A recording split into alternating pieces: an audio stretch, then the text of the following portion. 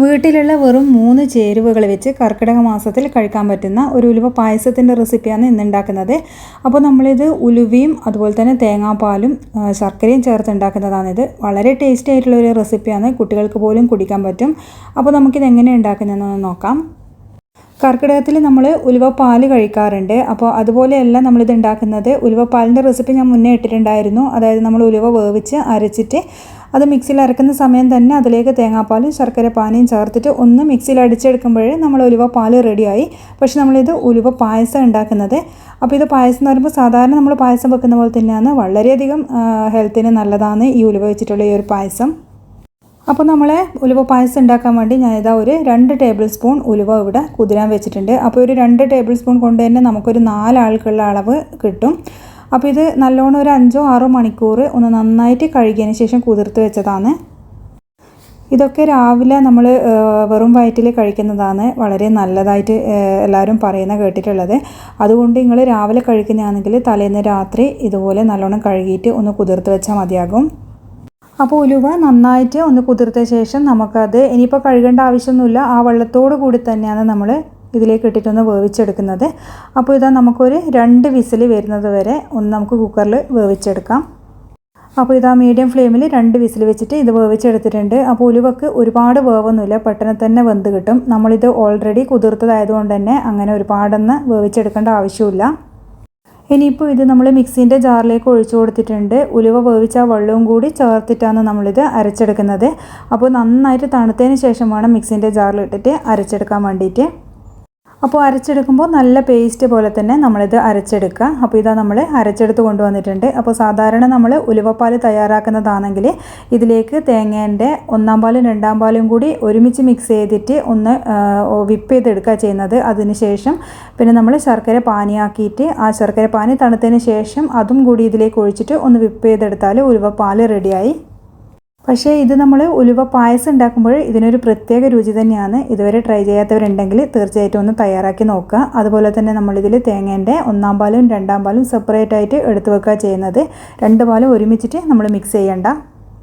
ഇനി നമ്മൾ സാധാരണ പായസം ഉണ്ടാക്കുന്നത് പോലെ ഒരു പാത്രം അടുപ്പത്ത് വെച്ച് ചൂടാകുമ്പോൾ അതിലേക്ക് പശുനെയ്യ് ഇട്ട് കൊടുക്കാം. അപ്പോൾ പശുനെയ്യ് താല്പര്യം ഉണ്ടെങ്കിൽ ചേർത്താൽ മതി. പശുനെയ്യിൽ നമ്മൾ ഈ അരച്ചുകൊണ്ട് വന്ന ഉലുവ നല്ലോണം ഒന്ന് വഴറ്റിയെടുത്ത് കഴിഞ്ഞാൽ അതിൻ്റെ ആ ഒരു പച്ച ചൊവയൊക്കെ മാറിയിട്ട് നല്ലൊരു ടേസ്റ്റ് ഉണ്ടാവും. അപ്പോൾ അതുകൊണ്ടാണ് ഇതൊന്നും ഇങ്ങനെ വരട്ടിയെടുക്കുന്നത്. അപ്പോൾ നമ്മൾ തീയൊന്ന് കുറച്ച് വെച്ചിട്ട് ഈ ഉലുവ ഈ പശുനെയ്യിൽ കിടന്നിട്ട് നന്നായിട്ടൊന്ന് വഴറ്റിയെടുക്കുന്നുണ്ട്. അപ്പോൾ നമ്മൾ ഉലുവ പാലുണ്ടാക്കുമ്പോൾ അതിന് പ്രത്യേകിച്ചൊരു പച്ചച്ചൊവ ഉണ്ടാകും. അപ്പോൾ ഇതിൽ ആ ഒരു പച്ചച്ചൊവ ഉണ്ടാവില്ല. അപ്പോൾ എല്ലാവർക്കും അതിൻ്റെ ആ ഒരു ചൊവയൊന്നും ഇഷ്ടാവണമെന്നില്ല. അപ്പോൾ അതുകൊണ്ടാണ് ആ ഒരു പച്ചച്ചൊവ മാറ്റിയെടുക്കാൻ വേണ്ടിയിട്ടാണ് നമ്മൾ ഇതുപോലെ ഒന്ന് വഴറ്റിയെടുക്കുന്നത്. അപ്പോൾ ഏകദേശം ഒരു 5-8 മിനിറ്റ് കൊണ്ട് തന്നെ ഇത് നന്നായിട്ടൊന്ന് തിളച്ച് വരും. അപ്പോൾ ഒരു 2 മിനിറ്റും കൂടി നമുക്കിതൊന്ന് ഇളക്കി കൊടുക്കാം. അപ്പോൾ നമ്മളിത് ഒഴിച്ചതിനേക്കാളും കുറച്ചും കൂടി ഒന്ന് കുറുകി വരികയും ചെയ്യും. ഇനി ഈ ഒരു സമയത്ത് നമുക്കിതിലേക്ക് ഒരു 2 അച്ച് ശർക്കര ഉരുക്കിയിട്ട് ഒഴിച്ചു കൊടുക്കാം. അപ്പോൾ ശർക്കര പാനിയാണ് നമ്മളിതിലേക്ക് ചേർക്കുന്നത്. ശർക്കരയോ കരിപ്പെട്ടിയോ ഏതാണെന്ന് വെച്ചാൽ നിങ്ങളുടെ അടുത്തുള്ളതെന്ന് വെച്ചാൽ ചേർക്കാം. അപ്പോൾ ശർക്കരേനേക്കാളും കൂടുതൽ ഹെൽത്തിന് നല്ലത് കരിപ്പെട്ടി തന്നെയാണ്. അപ്പോൾ നമ്മളിത് പായസമൊക്കെ ഉണ്ടാക്കുന്നില്ലേ, നമ്മളെ പ്രഥമനും അതുപോലെ പഴം പായസമൊക്കെ ഉണ്ടാക്കുന്നില്ലേ, അതുപോലെ തന്നെയാണ് നമ്മളിത് ചെയ്യുന്നത്. അപ്പോൾ തേങ്ങേൻ്റെ 2-ാം പാലാണ് പിന്നെ നമ്മളിതിലേക്ക് ചേർക്കുന്നത്. അപ്പോൾ ഈ ഉലുവ നല്ലോണം നമ്മളെ അതായത് ഈ ഒരു ശർക്കര പാനിയായിട്ട് ഒന്ന് ചേർന്ന് കിട്ടണം. അപ്പോൾ നല്ല പോലെ ഇതൊന്ന് മിക്സ് ചെയ്തെടുക്കണം. അപ്പോൾ ഈ ഒരു സമയത്ത് വേണമെങ്കിൽ നിങ്ങൾക്ക് തീ ഒന്ന് കൂട്ടി കൊടുക്കാം. അപ്പോൾ ഈ ശർക്കര പാനി ഒഴിക്കുന്ന സമയത്ത് നമ്മളെ ഉലുവയൊക്കെ ഒന്ന് കട്ട പിടിക്കാൻ ചാൻസ് ഉണ്ട്. അപ്പോൾ അത് നല്ല പോലെ ഒന്ന് മിക്സ് ചെയ്തിട്ട് അതൊക്കെ ഒന്ന് മാറ്റി കൊടുക്കാം. അപ്പോൾ ഈ ഒരു സമയത്ത് നമ്മളെ ശർക്കര പാനിയും ഉലുവയെല്ലാം നന്നായിട്ട് മിക്സായിട്ട് കിട്ടിയിട്ടുണ്ട്. ഇനി നമുക്ക് തേങ്ങേൻ്റെ 2-ാം പാൽ ചേർക്കാം. അപ്പോൾ 2-ാം പാൽ ചേർത്തിട്ട് നമുക്ക് കുറച്ചൊന്ന് തീ കൂട്ടി വെക്കാം. ഈ ഒരു സമയം കുറച്ച് ലൂസായിട്ടാണ് ഇത് ഉണ്ടാകുക. ഇനി വീണ്ടും നമ്മളിത് ഏകദേശം ഒരു 5-6 മിനിറ്റ് നന്നായിട്ടൊന്ന് തിളപ്പിച്ചിട്ട് കുറച്ചും കൂടി ഒന്ന് കുറുക്കിയെടുക്കണം. ഇതിപ്പോൾ നമ്മൾ എങ്ങനെ തിളപ്പിച്ച് വറ്റിച്ചെടുത്ത് കഴിഞ്ഞാലും കുറച്ച് കഴിയുമ്പോൾ ഇത് നല്ല കട്ടിയായിട്ട് തന്നെ ഉണ്ടാകും. അപ്പോൾ അതുകൊണ്ട് എത്രത്തോളം നിങ്ങൾക്ക് ശർക്കര പാനിയും അതുപോലെ തേങ്ങാപ്പാലും ചേർക്കാൻ പറ്റുമോ അതിനനുസരിച്ച് ചേർക്കാം. അപ്പോൾ ശർക്കര പാനിയൊക്കെ കുറച്ച് കൂടുതൽ അളവിൽ ചേർത്ത് കഴിഞ്ഞാൽ കുട്ടികൾക്കെല്ലാം കൊടുക്കുമ്പോൾ അവർക്ക് ഉലുവേൻ്റെ കയ്പൊക്കെ പറയാറുണ്ട്. അപ്പോൾ അത് ആ ഒരു ശർക്കര പാനി ചേർത്ത് കഴിഞ്ഞാൽ അതൊന്ന് കുറഞ്ഞു കിട്ടും. അപ്പോൾ മുതിർന്നവർക്കൊക്കെ ആണെങ്കിൽ അതിൻ്റെ കയ്പ് പ്രശ്നമില്ല. അപ്പോൾ നിങ്ങൾക്ക് വേണ്ടെങ്കിൽ ചേർക്കേണ്ട ആവശ്യമില്ല, അത്രമാത്രമേ ചേർക്കണ്ടൂ. അപ്പോൾ നമ്മളിതിലേക്ക് ഇനി ചേർക്കുന്നത് ഏലക്ക പൊടിച്ചതാണ്. അതുപോലെ ചുക്കുപൊടി താല്പര്യമുണ്ടെങ്കിൽ അതും ചേർക്കാം. അപ്പോൾ നമ്മൾ ഉലുവ പായസമല്ലേ വെക്കുന്നത്, അപ്പോൾ പായസത്തിൽ ചേർക്കുന്ന ചേരുവകളൊക്കെ നമുക്കിതിലേക്ക് ചേർക്കാം. അതുപോലെ ആ ഒരു മധുരമൊക്കെ ഒന്ന് ടേസ്റ്റൊക്കെ ഒന്ന് ബാലൻസ് ചെയ്ത് കിട്ടാൻ വേണ്ടിയിട്ട് നമ്മളിതിലേക്ക് ഒരു നുള്ളു ഉപ്പും ചേർക്കുന്നുണ്ട്. അപ്പോൾ ശർക്കരയിൽ ഓൾറെഡി ഉപ്പുള്ളതാണ്, എന്നാലും നമ്മൾ നോക്കിയിട്ട് വേണം ചേർക്കാൻ വേണ്ടിയിട്ട്. എന്നാലും ഒരു പായസം വെക്കുമ്പോൾ അതൊക്കെ അഡ്ജസ്റ്റ് ആയിട്ട് ടേസ്റ്റി ആയിട്ട് നമുക്ക് കിട്ടുള്ളൂ. അതുപോലെ ശർക്കര എടുക്കുമ്പോൾ കുറച്ച് നല്ല കറുത്ത കളറുള്ള ശർക്കര എടുത്തു കഴിഞ്ഞാൽ നമ്മൾ ഉണ്ടാക്കുന്ന റെസിപ്പീസിനൊക്കെ നല്ല കറുത്ത കളർ കിട്ടുകയും ചെയ്യും. അപ്പോൾ ഇത് ഏകദേശം കുറുകി വന്നിട്ടുണ്ട്. ഈ ഒരു സമയത്ത് തേങ്ങേൻ്റെ ഒന്നാം പാലും കൂടി ചേർത്ത് വെക്കാം. അപ്പോൾ നമുക്ക് തേങ്ങേൻ്റെ ഒന്നാം പാൽ ചേർത്ത് കഴിഞ്ഞ് കഴിഞ്ഞാൽ പിന്നെ സാധാരണ നമ്മൾ പായസമൊക്കെ ഉണ്ടാക്കുമ്പോൾ പറയാറില്ല പിന്നെ തിളക്കാൻ പാടില്ല എന്നുള്ള, അതുപോലെ തന്നെയാണ് ചെയ്യുന്നത്. തീ നന്നായിട്ട് കുറച്ചിട്ട് നമ്മളൊന്ന് ചൂടാക്കിയെടുക്കാൻ മാത്രമേ പാടുള്ളൂ. അപ്പോൾ നല്ലോണം ചൂടായി കഴിഞ്ഞ് കഴിഞ്ഞാൽ ഫ്ലെയിം ഓഫ് ചെയ്യാം നമുക്ക്. എന്നിട്ട് നമ്മൾ സാധാരണ പായസത്തിനൊക്കെ ചെയ്യുന്നത് പോലെ പശുനെയ്യിൽ അണ്ടിപ്പരിപ്പും മുന്തിരിയും ഇതിലേക്ക് വറുത്തിടാം. അപ്പോൾ ഇത് നമ്മൾ കുടിക്കുന്ന സമയത്ത് അണ്ടിപ്പരിപ്പും മുന്തിരിയൊക്കെ ഒന്ന് കടിക്കുമ്പോൾ ഒരു പ്രത്യേക രുചി തന്നെയാണ്. അപ്പോൾ നമ്മളിതിൽ സാധാരണ പരിപ്പ് പായസം പോലെ ഇതിൽ കടിക്കാനൊന്നും ഉണ്ടാവില്ല, വെറും വെള്ളം പോലെ ഉണ്ടാവുക. അതിൻ്റെ കൂടെ അണ്ടിപ്പരിപ്പ് മുന്തിരി ഇട്ട് കഴിഞ്ഞാൽ അത് മാത്രമേ ഉണ്ടാവുള്ളൂ കടിക്കാൻ കിട്ടുക. അപ്പോൾ നല്ല ടേസ്റ്റ് ആയിട്ടുള്ളൊരു പായസമാണ്. അപ്പോൾ ഈ കർക്കിടക കാലത്ത് എന്തായാലും നിങ്ങൾ തീർച്ചയായിട്ടും ഒന്ന് ട്രൈ ചെയ്ത് നോക്കണം.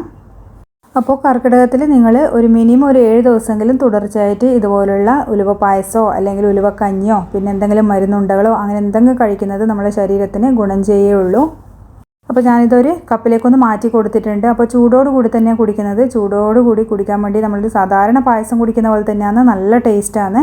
അപ്പോൾ ഇത് കുറച്ച് തണുത്ത് കഴിയുമ്പോൾ കുറച്ചും കൂടിയും കട്ടിയാവും. അതുപോലെ തന്നെ നല്ലോണം തണുത്തിട്ട് ഫ്രിഡ്ജിലൊക്കെ വെച്ചിട്ട് കഴിക്കാനും നല്ല ടേസ്റ്റാണ്.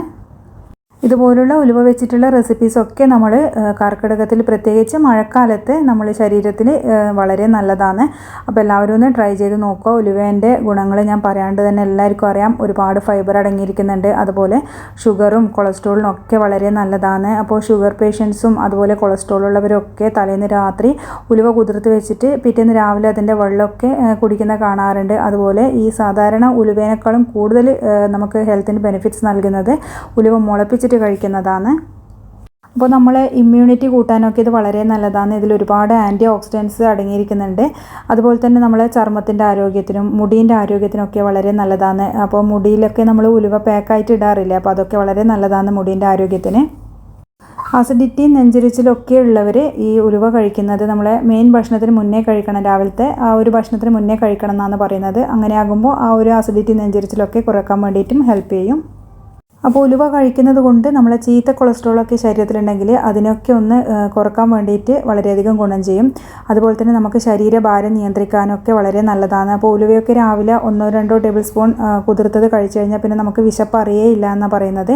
അപ്പോൾ അതുവഴി നമുക്ക് ആ ഒരു ഫുഡ് കഴിക്കാനുള്ള ആ ഒരു ടെൻഡൻസി ഒക്കെ ഒന്ന് കുറയുകയും ചെയ്യും. അപ്പോൾ വേറെ എന്തെങ്കിലും പ്രശ്നങ്ങളൊക്കെ ഉള്ളവരാണെങ്കിൽ നിങ്ങളിതൊക്കെ കഴിക്കുന്നതിന് മുന്നേ ഒരു ഡോക്ടർ നിർദ്ദേശപ്രകാരം മാത്രമേ ഇതൊക്കെ ചെയ്യാവൂ. വേറെ എന്തെങ്കിലും ബുദ്ധിമുട്ടുണ്ടെങ്കിൽ ഇത് കഴിക്കുന്നത് നല്ലതല്ല.